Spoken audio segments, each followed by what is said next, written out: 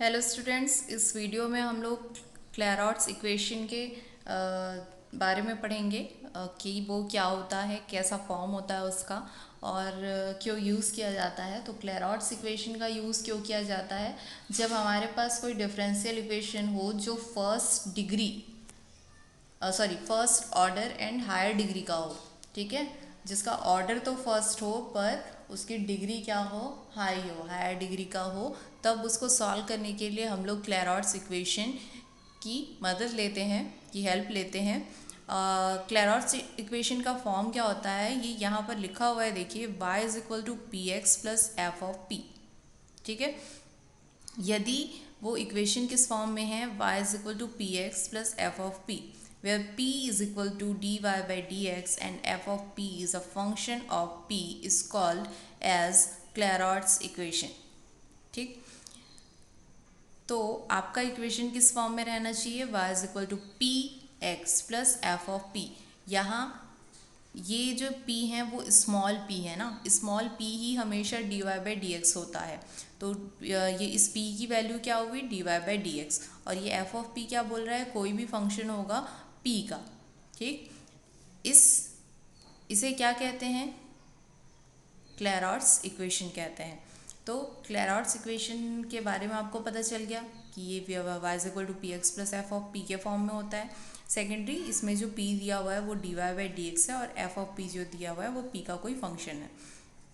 अब इसका सॉल्यूशन कैसे निकालते हैं, यदि हमको कोई इक्वेशन क्लैरॉट्स फॉर्म में दिया हुआ है तो हम लोग क्या करेंगे, जो p है p की जगह पे हम लोग कांस्टेंट रख देंगे, p इज इक्वल टू सी से रिप्लेस कर देंगे।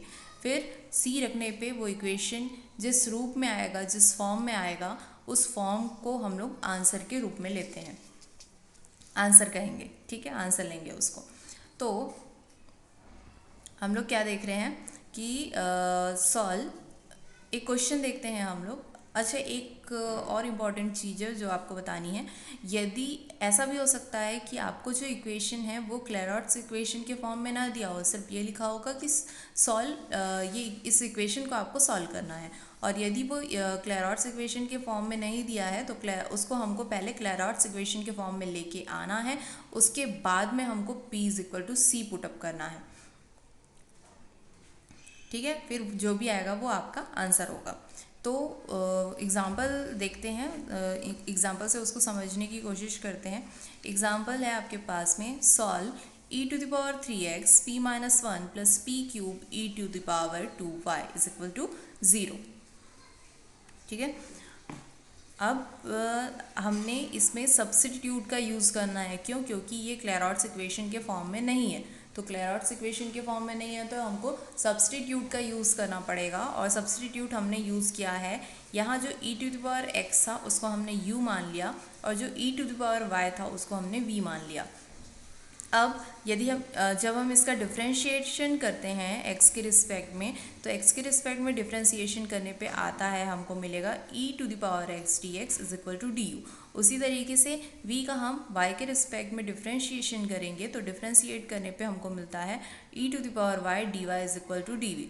अब dv से डिवाइड करेंगे du, ठीक है, d we by D u करेंगे अपन, तो क्या आ जाएगा, e to the power y d y upon e to the power x d x. उसके बाद में हम लोग देखते हैं कि ये जो e to the power y था वो हमने किसको माना था, v, तो हमने v पुटअप कर दिया, और e to the power x किसको माना था, u को, तो u को यहाँ पुटअप कर दिया। इसके बाद में हमको क्या दिख रहा है, D Y by D X, और D Y by D X किसकी वैल्यू है, स्मॉल p की, तो हम यहाँ स्मॉल p रख देंगे।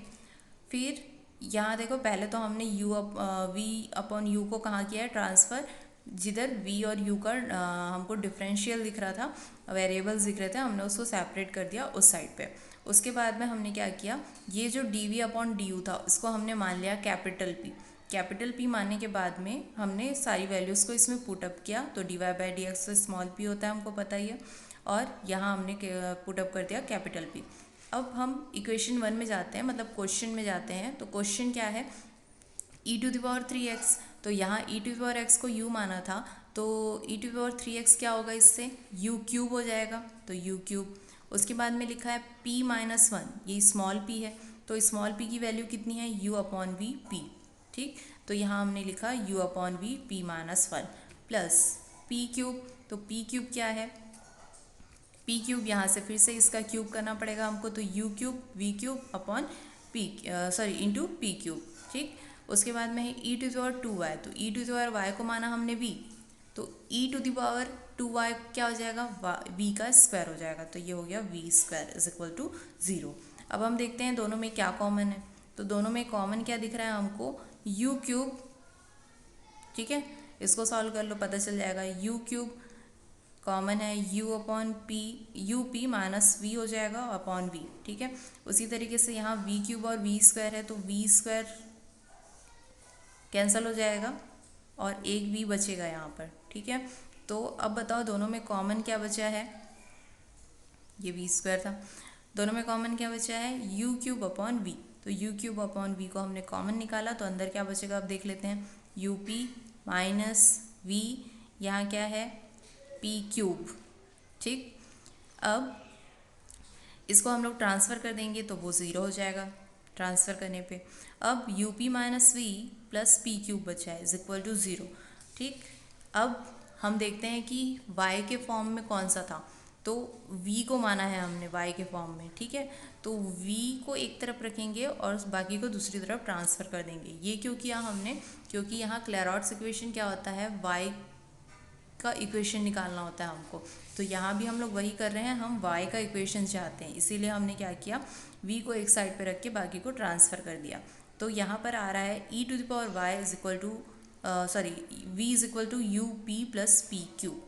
अब देखो यहाँ पर लिखा हुआ था p के साथ एक वेरिएबल है, वेरिएबल के बाद प्लस के बाद जो फॉर्म है वो क्या रहेगा, ओनली p का फंक्शन रहेगा, ठीक है।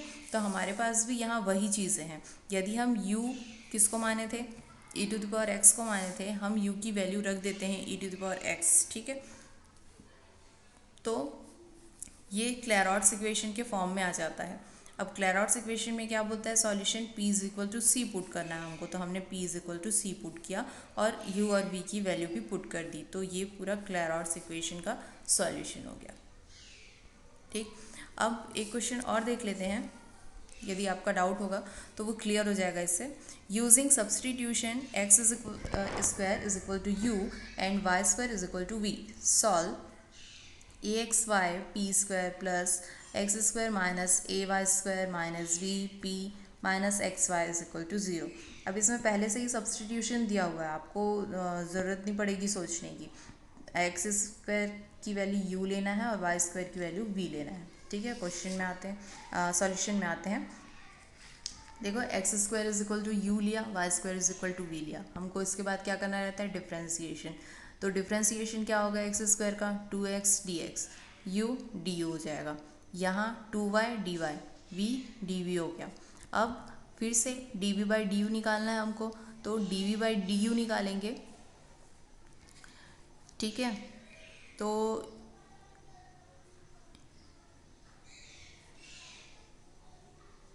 ये रहा dv बाई du निकालने पे आपका आएगा, D Y by D X निकालना है ना हमको, तो D Y by D X निकालने पे आएगा ये p इज इक्वल टू आ रहा है under root you upon under root we D we by D U आ रहा है, ठीक है। अब वही चीज़ें फिर से रिपीट करनी है हमको, क्या करना है, d we by D u को कैपिटल P मानना है, ठीक है। तो हमने मान लिया उसको कैपिटल P। अब कहाँ वैल्यू रखनी है हमको, इक्वेशन में, और गिवन इक्वेशन क्या था, A x Y P square plus x square minus A Y square minus B P minus x Y is equal to 0। तो ए एक्स की वैल्यू क्या हो जाएगी, यहाँ से x square is equal to u है तो x is equal to root u हो जाएगा, और y square is equal to v है तो वाई इज इक्वल टू क्या हो जाएगा, रूट वी हो जाएगा। तो हमने एक्स वाई क्या रख लिया, root U and root V. फिर पी स्क्वायर था तो पी की वैल्यू यहाँ से देख लो, root you upon root V, और ये क्या हो जाएगा, कैपिटल पी, तो ये हमने रख लिया वो वैल्यू। उसी तरीके से एक्स स्क्वायर को यू माना गया था तो यू है, फिर ए वाई स्क्वायर को वी माना था वो पुट अप किया, फिर p is equal to root you upon root we D v upon d u, फिर एक्स वाई को root u into root v is equal to 0। अब हम जो कॉमन है उसको कॉमन लेंगे, तो कॉमन हमको कुछ नहीं दिख रहा है यहाँ पे, तो कुछ नहीं दिख रहा है तो क्या करेंगे, ये जो v था उसको हम लोग क्या लिख सकते हैं, root v into root v क्या होता है, रूट वी क्या होगा, v होता है ना, तो इसको v को हम लोग इस फॉर्म में लिख लिए, तो एक रूट v इससे कैंसिल हो जाएगा और बचेगा क्या, रूट v बचेगा। ठीक है, उसके बाद में पी स्क्वायर प्लस यहाँ तो root u upon root v था ही, फिर यहाँ पर देखते हैं, यहाँ भी हमने वही किया, ऊपर क्या था, रूट v था। ठीक है, तो हमने यहाँ पे v लिख लिया और नीचे रूट v लिख लिया। अब इसको हम लोग फिर से इसी फॉर्म में लिखेंगे, तो ये एग्जैक्ट इस फॉर्म का हमने तोड़ निकाला है इस तरीके से। ठीक है, इसको हमने इस फॉर्म में लिखा है। तो अब सब में कॉमन हो गया, root u upon root v हमने कॉमन लिया, कॉमन निकालने पे क्या बच रहा है, A U P square plus u minus A V minus B P minus यहाँ पर बचा v। ठीक है, इज इक्वल टू 0। इसको ट्रांसफ़र कर दिया हमने, ट्रांसफ़र कर दिया तो आंसर क्या आया, ट्रांसफ़र करने के बाद में A U P square plus U minus A V minus B P minus V is equal to 0।